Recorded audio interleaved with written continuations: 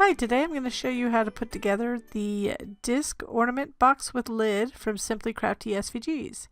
Now there's two different sizes. This is for a 3-inch disc ornament, and we're going to show you how to put together the one for the 4-inch, which is the same as the 3-inch. So here we have the inserts we're going to put aside.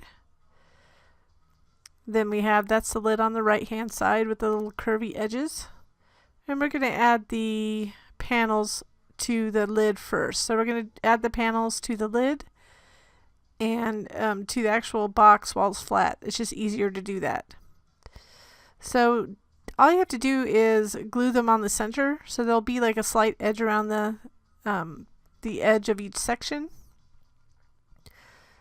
So the top and bottom, or the front and back, are longer than the sides. And I did emboss this one a little bit, trying to pseudo match the paper I used.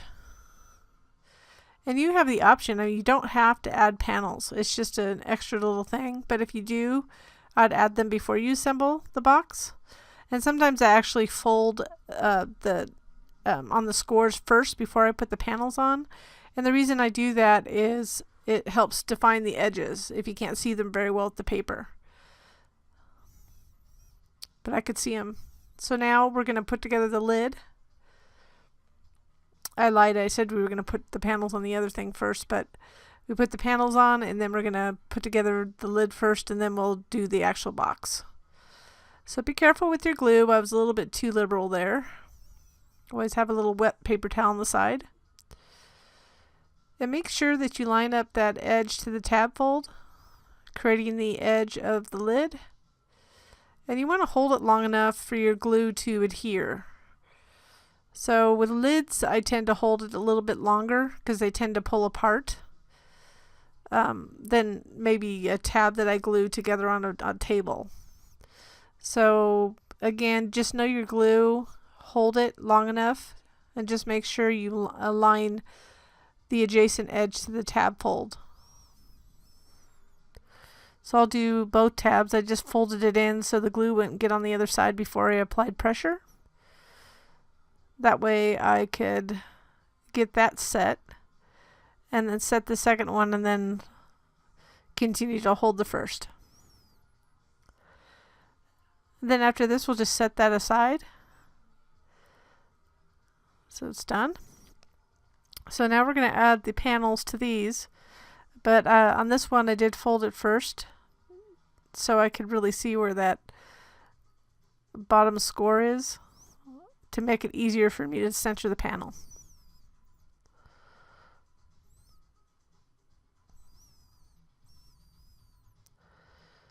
So this is how you fold it on the scores, and I do have solid score lines. You can achieve that on the Cricut Maker or the Cricut. The Cricut has a score tool that's not really deep, but it can be done. Silhouette even too. It's just a little technique. I haven't done a video on that yet as of this video, but you might see it. There might be one if you're watching this after I put the video out. So watch for that. So again, we're going to just continue to center the remaining panels.